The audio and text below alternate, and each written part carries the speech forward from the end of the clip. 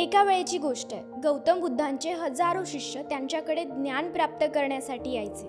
जोही शिष्य गौतम बुद्धांकडून पूर्ण ज्ञान प्राप्त करून घ्यायचा त्याला दुसऱ्या दिशेला इतर लोकांना जागरूक करण्यासाठी आणि ज्ञान देण्यासाठी पाठवलं जायचं.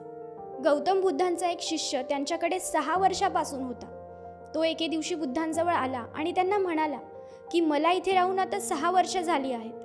माझ्या नंतर सुद्धा इथे बरेचसे शिष्य आले होते, पण त्यांना तुम्ही माझ्या आधीच वेगवेगळ्या दिशेला लोकांना ज्ञान देण्यासाठी पाठवून दिलं, पण मी मात्र अजून इथेच आहे.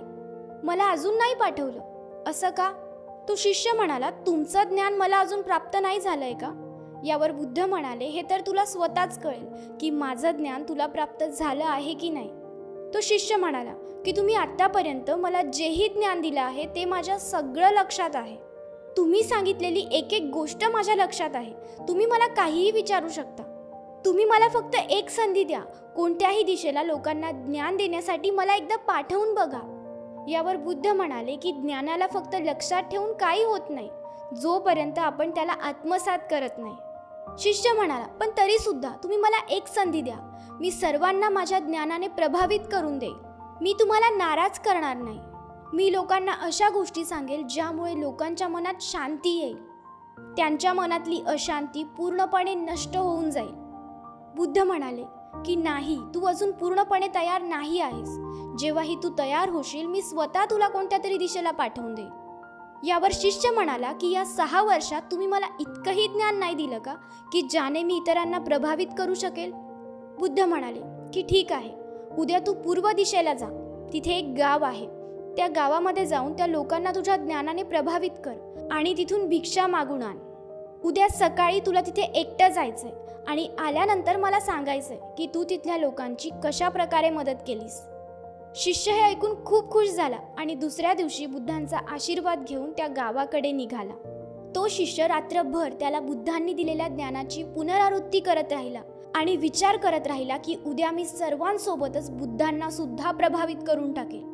दुसऱ्या दिवशी तो बुद्धांचा आशीर्वाद घेऊन त्या गावाकडे निघाला. संध्याकाळी तो ज्यावेळी परत आला त्याच्या डोक्याला जखम झाली होती. त्याला खूप लागलं होतं, खूप रक्त सुद्धा येत होतं. बुद्धांनी त्याला पट्टी केली आणि त्याला विचारलं की काय झालं, तुला कस काय ही जखम झाली? यावर शिष्य म्हणाला की तिथले लोक अतिशय दृष्ट आहेत. त्यांच्यात अजिबात माणुसकी नाहीये. मी त्यांच्याजवळ भिक्षा मागायला गेलो पण कुणीही मला भिक्षा दिली नाही. सगळे लोक मला शिव्या देत होते. एका माणसाने मला दिली भिक्षा, पण ती सुद्धा जमिनीवर फेकली आणि सांगितलं की उचलून घे. कुणीही माझं ज्ञान ऐकून घ्यायला तयार नव्हतं. आणि मग संतापात आमच्यात वादविवाद झाला आणि त्यात मला ही जखम झाली. तो शिष्य म्हणाला की मला नाही जायचं तिथे. बुद्ध, तुम्ही मला दुसऱ्या ठिकाणी पाठवा जिथले लोक ज्ञानी असतील आणि तिथे माझं ज्ञान मला त्यांना सांगता येईल. बुद्ध हलकसं हसले आणि त्याला विचारलं की जर दुसऱ्या गावातले लोकही असेच असले तर तू काय करशील? शिष्य म्हणाला की अशा अज्ञानी लोकांना मी ज्ञान देऊ शकत नाही. यावर बुद्ध म्हणाले की ते लोक अज्ञानी नाहीत तर ज्ञानी आहेत. त्यांच्याकडे खूप ज्ञान आहे, स्वतःचं ज्ञान. आणि जर तू दुसऱ्यांच्या ज्ञानाला खोटं पाडून तुझं स्वतःचं ज्ञान त्यांच्यावर लादशील तर त्यांना राग तर येणारच. आणि मग ते का तुझं ज्ञान ऐकतील? आणि तुला असे लोक सगळीकडे मिळतील. मग तू अशा लोकांना ज्ञान कसं देशील? बुद्ध म्हणाले की आता तू जा, आराम कर आणि उद्या संध्याकाळी माझ्याकडे ये. त्या शिष्याने बुद्धांना प्रणाम केला आणि तिथून निघून गेला. दुसऱ्या दिवशी संध्याकाळी ज्यावेळी हा शिष्य बुद्धांच्या जवळ आला त्यावेळी बुद्धांजवळ त्यांचा अजून एक शिष्य उपस्थित होता. या शिष्याला सुद्धा हाताला काहीतरी जखम झाली होती. बुद्धांनी त्याच्या हाताला पट्टी केली आणि त्याला विचारलं की काय झालं, तुला ही जखम कशी झाली, मला सविस्तर सांग. शिष्य म्हणाला की तुम्ही पूर्व दिशेला मला एका गावामध्ये जायला सांगितलं होतं. तिथेच मला ही जखम झाली.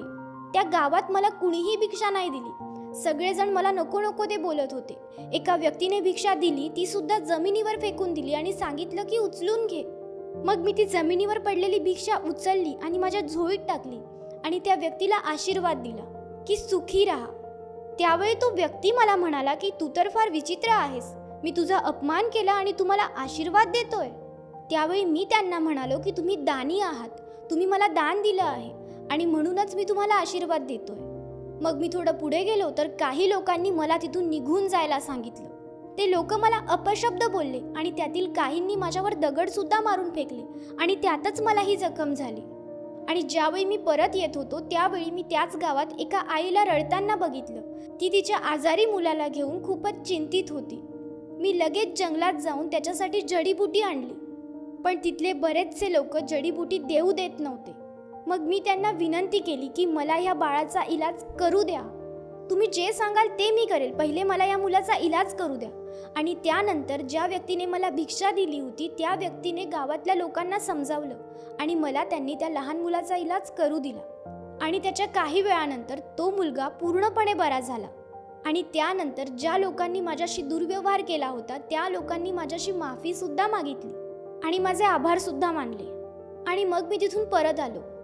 हे बुद्ध, त्या गावातले लोक खूपच भोळे आहेत आणि म्हणून माझी तुम्हाला विनंती आहे, मला रोज त्या गावात भिक्षा मागायला पाठवा. या सगळ्या गोष्टी तो पहिला शिष्य कान देऊन ऐकत होता. हे सगळं ऐकून तो लगेचच बुद्धांजवळ आला, त्यांचे पाय धरले आणि म्हणाला की मला माफ करा, मी खरोखर अजून त्या लायक बनलो नाहीये की मी दुसऱ्यांना ज्ञान देऊ शकेल. यावर बुद्ध म्हणाले की आपण तोपर्यंत दुसऱ्यांना बदलवू शकत नाही जोपर्यंत आपण स्वतः बदलत नाही. आणि आपल्याला इतर लोक तसेच दिसतात जसे आपण स्वतः असतो. जगाला बदलायचं असेल तर अगोदर स्वतःला बदलण्याची गरज असते. जगाला बदलवण्याचा विचार करणं सोडून द्या, अगोदर स्वतःला बदला. तुमच्यासाठी हे जग आपोआपच बदलून जाईल.